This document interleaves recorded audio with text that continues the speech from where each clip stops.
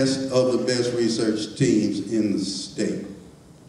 We moved to Galveston, my wife and I, Connie, whom I met in California, bought a second home here in Galveston in 1999 from the Historical Foundation, of which we are very proud of the rehabilitation job that we were able to do. I feel that our recovery that was going so well until a couple of years ago has seriously bogged down, and we seem to be going nowhere. Too many programs have slowed almost to a halt. We have people involved in these programs, been out of their homes for months. We have a new contractor that we hope will help us move Galveston forward, but that's what I would do if I'm elected to the City Council. I would work to move Galveston forward in its recovery. Thank you. Thank you, sir. And now Diana Pichetti, District 4. Good evening. I'm Diana Pichetti. I'm the incumbent for District 6, and I'm running as a candidate for District 4. I'd like to thank George and Gain for hosting this forum tonight and giving the candidates an opportunity to express their views. This is a time of both challenge and great opportunity for this island. It's an incredible opportunity, one that we probably will never see again in our lifetime. And it's important to have proven and experienced leadership that can provide continuity at City Hall and work with tenacity to get the issues addressed and seen through. I'm an independent voice. I research the issues, and I have a platform and history of action-oriented results. I don't believe I've ever made a decision on this island that has led to a negative result. This election is about so much more than a single issue. One of the first things that we must do is make sure that we transition our budget from one of a recovery budget back to normal operations. As we've addressed those issues, we've seen the need to change, and that will happen during this coming year. I feel it's also critical to look at continued infrastructure changes. We have hundreds of millions of dollars that are coming to the island via recovery funds, and it's incumbent on us to make sure those are spent wisely. We have many bright spots: UTMB, the port, the corridor linking downtown and UTMB, the seawall, so many positive attributes. We need people at City Hall that can work together and not be fearful of the change that must occur. I'm Diana Pichetti. I'm a candidate for District 4, and I would appreciate your support and vote. Thank you very much. Thank you, Diana. Now, Mr. Norman Papoose, District 4. Good evening. My name is Norman Papoose. Papoose is Greek. My father was Greek. My mother has a lineage from Scotland. That means that somewhere in my past, my male ancestors went to battle in skirts. So I have a pretty tough lineage to live up to, and I think I have in some of the decisions I've made. If you've watched GISD, you've seen me. I sit as a trustee on the GISD board, and it hasn't been easy this past few years. A lot of tough financial decisions have had to be made. I'm running because I believe this city is going down the wrong path. Like Mr. Roof, I teach economics at college. Although I do it part-time, I wish I could do it full-time. I also work for a small businessman here on the island. And let me tell you something. You cannot put $200 million of federal money, Uncle Sam, coming into this island and expect the small business person to prosper off of it. One of the biggest sections of our economy is real estate. And I know a lot of you probably own real estate. The current plans are going to put a cap on the growth rate of your property, which means the tax rate growth is going to cap as well. This is a monumental mistake. But there's more. Infrastructure. We have got to pay attention to our streets, especially the infrastructure on the West End that was promised years ago and has never materialized. And lastly, economic development. Economic development in this town has previously meant we send somebody over the causeway to go bring businesses here. Wrong. Economic development, when I'm on the council, is going to mean that we go out to the businesses we have and we help them. not the people who don't live here. My name is Norman Papoose, and I'm asking for your vote. Thank you, Norman. Marie Robb of District 6. Gosh, Norm stole my notes. Hi. I'm Marie Robb, and I'm running for City Council in District 6. And I want to thank Gain, George, and all of you for giving us this opportunity tonight. I have over 35 years of business experience, with 23 plus years in the corporate world and 14 years as a small business owner. I am prepared, accessible, available, and determined to make this island a better place. I support business growth and development on Galveston that grows and diversifies our tax base. I did make my font bigger this time, but I'm still going to pick up my notes. Infrastructure issues are a major problem on this island, and especially in District 6. Improving our tax base will give us the needed funds to improve our infrastructure, including sewers, roads, and drainage. First on the list is we need to get rid of all septic tanks that still exist in numerous places on the island. It's a public health hazard. I do not support the public and mixed housing concept proposed by Galveston Housing Authority. Tourism is a major economic engine on our island, and first impressions last. Our island needs to be a premier and favored destination, and we need to clean up our entry points. I believe in a transparent fiscal responsibility. Galveston is one island, and I want to be on City Council to represent one island. We are not a middle with two ends. I am prepared, available, and accessible, and I'm asking for your vote for Galveston's District 6. So it's vote for Marie in position 3. Thank you. Well, that's very catchy. Thank you, Marie. Mike Varela. My name is Mike Varela. Wow. And I am running for District 6 City Council.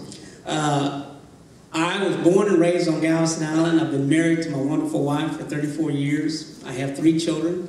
I have 7 grandchildren and 1 on the way, so I got you beat there, Rusty. So a little background on me. I was your fire chief for the last 7 years of my 31 years of service to the Galveston Fire Department.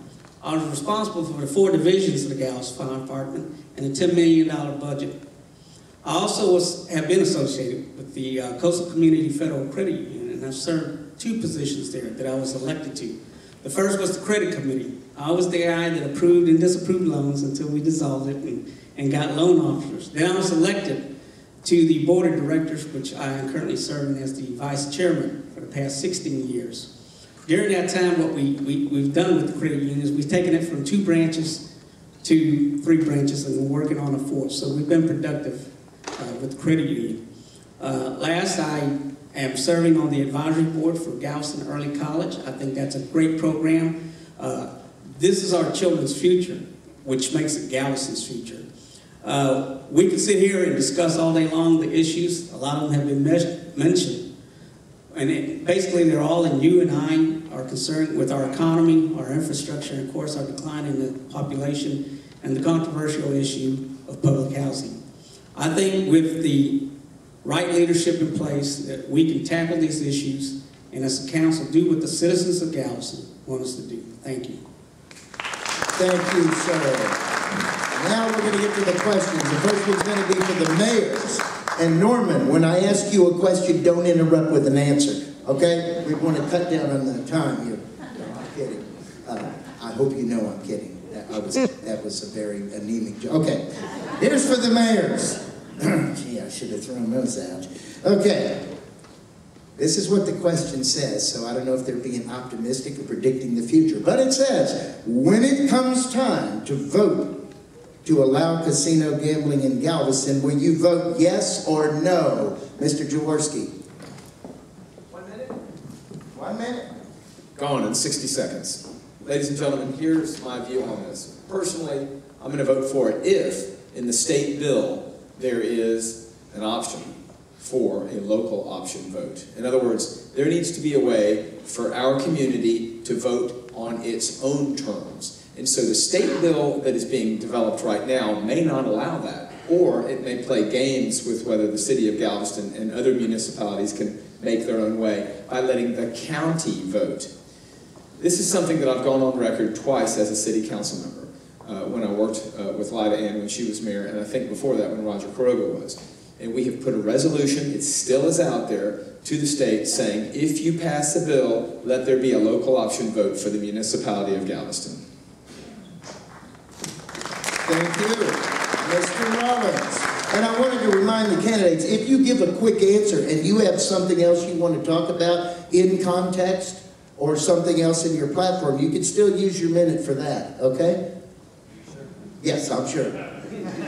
Didn't I just say it? I just want to make sure. That's, well, we'll do it together. Go ahead.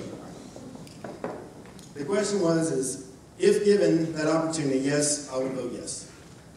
But only if we had a local election that determined as a community whether or not we, as citizens of Galveston, wanted gambling. Me personally, if there was a yes or no, I would check the yes. But I would leave it up to the will of the citizens to support it in the future.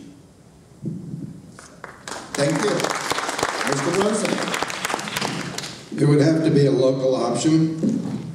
If the vote is no, it's the end of the story. If it's yes, this city will hire the best accountants, CPAs, engineers, and actuaries there are, and we will not be out negotiated. We will have the casino operator provide us with the infrastructure and all the maintenance and guarantees on the repairs of those infrastructures. There will also be firm guidelines for what the revenue to the city will be, and guarantees and penalties if they don't do it, and everything will be backed up with securities and bonds. We will not have another bad deal done on this city, not on my watch.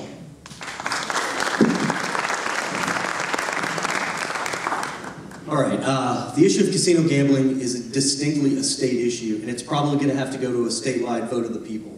I will be honest with you, I do not believe that a mayor should have any more or less of a say on whether or not gambling comes to Texas than any other citizen of Texas. Craig Allen, our state representative, is on the record stating that it is highly unlikely that the people of Galveston will get a local option election. The decision on gambling is going to be made in Austin. As a citizen, not speaking as a mayor, but as a citizen, I do not support casino gambling in Galveston. One of my best friends, Tara Shea, told me, Greg, I love visiting Vegas, but I don't want to live there. This is my town. I want our neighborhoods to be protected. I want us to have a nice, quiet quality of life here with reasonable economic development so we can go to sleep at night and enjoy our town. I'm against casino gambling. Thank you. And now one for the council candidates, starting with Rusty Legg. Do you support deferring a vote by the Planning Commission and the City Council on the mixed income plan until after the election? Short answer, yes. Reason is such a short answer because at this point in time, no one really knows what the true plan is. And this upcoming council and mayor may be totally different from what's here now. So the upcoming council and mayor who are going to have to run the gamut, should it pass, they are the individuals who need to be here in which to determine what needs to be done, what not to be. So, short answer, yes. All right, Mr. Gonzalez. Do I defer? No. Main reason why, let's get this process over with. Let's let it go to a lawsuit. Let's let the poll letter speak for itself. Let's get a judicial representative to state what is right, what is wrong. Let's get it over with and resolved. We're talking about getting people back home through our normal recovery program. Let's do the same thing there. If legislation, or not legislation, but if a judicial court says, yes, y'all have to put it back and follow the conciliation agreement one for one and all that, well then we need to forward and find out the best way to do that. But if they say no, we should take a regional approach, or no, it is, in the floodplain, it's against the Fair Housing Act, whatever, then we don't do it and we move forward with it. But let's get this issue resolved instead of it letting it tear this city apart. Thank you. Okay, Mr. Beatty. I agree. One thing for sure, we will or we will not have public housing on this island. If the proposal made by Galveston Housing Authority goes forth, we will. If the challenge to the reconciliation agreement goes forth and is successful, we won. As a city council, though, we have to deal with the ramifications of what happens either way. If we have public housing, we will have to deal with ramifications and ensure ourselves that the attendant problems that plagued the last public housing pre-Ike do not occur in this public housing.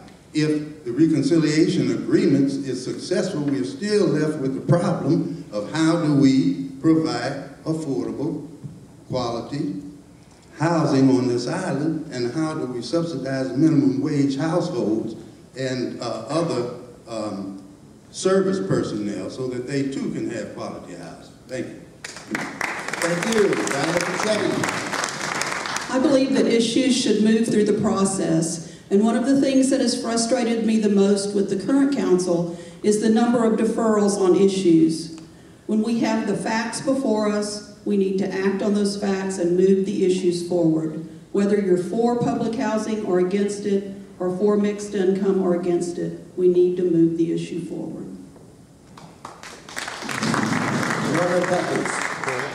I could go over time if this was 60 minutes. I will not allow the federal government to compete with local interests, flat out. It won't happen. And if you feel the same, that man back there in the red shirt, David Stanowski, is going to initiate a lawsuit as soon as these plans are finalized and take it to court, and we're going to get a judge to see if this conciliation agreement is legal. Now let me say something about the conciliation agreement. Go to the HUD website, HUD.gov, and look up conciliation agreement. Do you know who can get a conciliation agreement? Anybody. Every single person in this audience can go get a conciliation agreement with HUD. That is the power that stands behind it. It is not a sacred document. But the most important question hasn't been answered. Does it comply with the Federal Fair Housing Act? Do our plans comply with the Federal Fair Housing Act? Because if they don't, and we build it, we're on the hook for that $220 million. We don't get it from the federal government.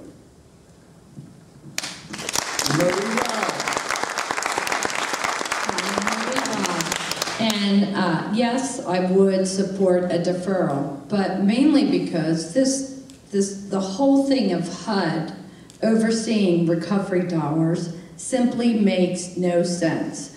When a storm hits a coastal area, it has nothing to do with low to middle income. A storm doesn't choose its demographics. HUD overseeing recovery dollars makes no sense. So we need to look at this. I do not believe that the reconciliation agreement is legal. I attended the HUD 101s. I've talked to people at HUD. Documents like that need to be signed in an open meeting. It was not signed in an open meeting. And so yes, I would support a deferral. Thank you. Thank you, Mike Mayoral. I don't think the question ought to be whether we would defer or not. I think the question ought to be, is this council or the next council willing to challenge the conciliation agreement, whether it be through negotiation or whether it be through legal action? My answer to that would be yes. My answer to the defer would be yes also. Thank you. Thank you. All right, this one's for the mayors. Now, you know, hurricane season is rapidly approaching, and here's a question that was filled out by one of our guests here tonight, right out there in the lobby. The ink is still wet. And it says, would you lock us off the island after a storm, Mr. Jaworski? And throw away the key. Let me just say something. Nobody wanted to do that. Our former mayor, Lydia Thomas, is here. I guarantee you that was probably one of the worst decisions she had to make. But remember, the wastewater treatment plant died. Potable water was unavailable. UTMB, one of the 3 level 1 trauma centers in the entire Houston region, offline. The place was uninhabitable. The advice she got from her advisors, the police chief, the city manager, etc., said don't let folks back in. She was the one that wanted to bring people back earlier than they were advising. Look, let's look to the future. We have $600 million plus in infrastructure improvements that will make sure that we are, here's the word, resilient. Because we weren't before Ike. When that water came in, our homes were too low, despite the seawall. Our wastewater treatment plant was a joke. We have a chance to never be down again. Remember Scarlett at the intermission of Gone with the Wind. I will never be hungry again. Thank you. Mr. Rollins. Lonnie, I'm sorry that I jumped you at St. Louis. I apologize. I was, as everybody else, I'm sorry. I was the 5th car behind the bulldozer to come back onto the causeway just before the blockade was set up. I will tell you that the quick answer to that is absolutely not. One of the first people I got to see was Mr. Jaworski before he became our mayor at the back of the DRC bus, basically helping negotiate their multi-million-dollar contract with the city of Galveston to do cleanup, which concerns me because there was a lot of campaign money given in that arena for this campaign by DRC. To me, we have to make sure that we as citizens never lose the ability to come back to our homes. If I was the mayor of Galveston, one of the first things I would do, especially with upcoming hurricane season, I would ask to have stickers for our cars. Thank you. Mr. Rosen. I stayed here with Sweetie Pie, and I'm going to tell you, it wasn't a nice place here after the storm. I don't think I can sit back as a Sunday afternoon quarterback in my armchair and say what I would do or when I would do it. I think the situation would dictate as to what decisions would be made. I do know that the police department is actively working, trying to get registered everybody that has businesses and contractors on a list, a master list, to have early access back. But believe me, it would be a moment of decision as the events unroll. Thank you. Mr. Ruth. Thank you. I would feel a duty as your mayor that if a storm, a very serious storm hit us, it was coming at us and we were in harm's way, I would have to issue a mandatory evacuation order to protect the lives and the safety of the people of our island. As soon as the storm passes, I would issue the order to let you back in. The biggest thing that damaged property on this island was the delay in coming back. The carpet, the mold, all that could have been prevented if we had just said, just get back here as soon as the storm is gone. I feel that my duty as a mayor would be over as soon as the storm passes us. I want to say something about Prop 11 regarding